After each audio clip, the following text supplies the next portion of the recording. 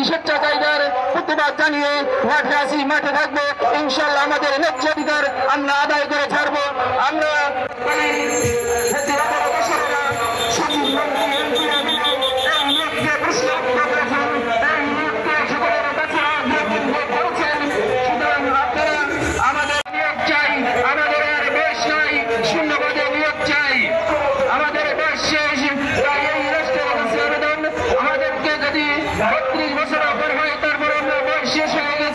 আমাদেরকে অবশ্যই আমাদের প্রধান উপদেষ্টা, শিক্ষা উপদেষ্টা সুবিবেচনা করে আমাদেরকে নিয়োগ দিবেন, এই আশাবাদ ব্যক্ত করে আমি আমার বক্তব্য শেষ করছি।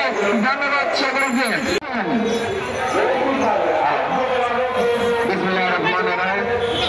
সংগ্রামী